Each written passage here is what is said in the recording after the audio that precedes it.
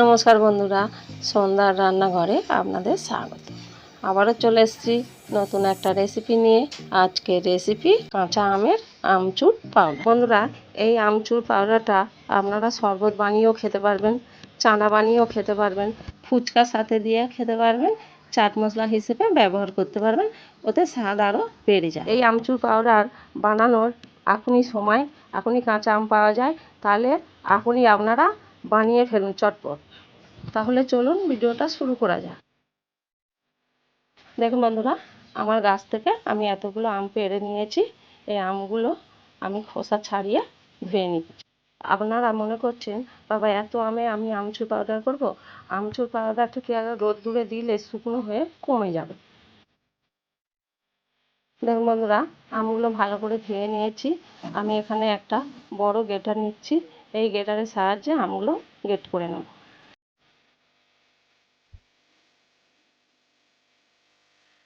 দেখুন বন্ধুরা, আমি এখানে বড় গ্রেটার নিচ্ছি। আপনারা চেষ্টা করবেন এরকম বড় গ্রেটার নেওয়ার।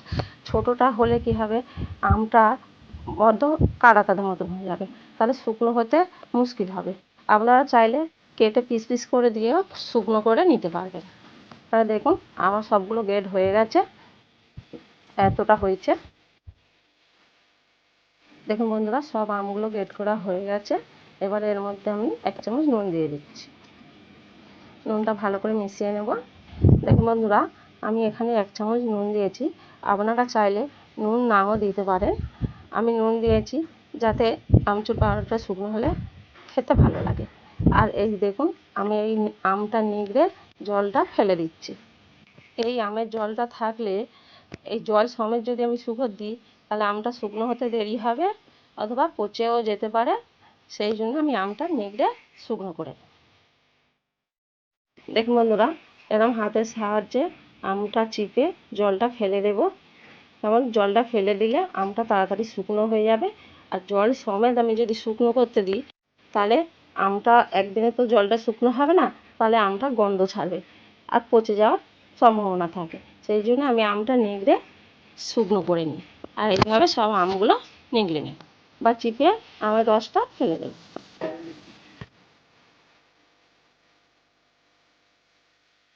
ভালো করে চিপে জলগুলো ফেলে দিয়েছি, দিয়ে 3টে থালায় অল্প অল্প করে খেলি দিয়েছি যাতে তাড়াতাড়ি শুকনো হয়ে যায়। এবার আমি আমগুলো রোদ্দুরে দিচ্ছি।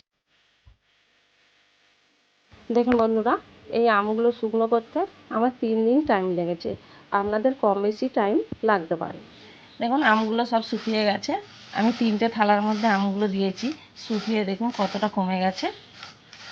দেখুন আমগুলো শুকিয়ে গেছে, এরকমভাবে আমি ভাঙছি, দেখুন ভেঙে যাচ্ছে। আবারও দেখাচ্ছি, এরকম ভেঙে যাচ্ছে। এই আমগুলো আমি এবারে একটা মিক্সির জার নিয়েছি, জারের মধ্যে গুঁড়ো করে নেব।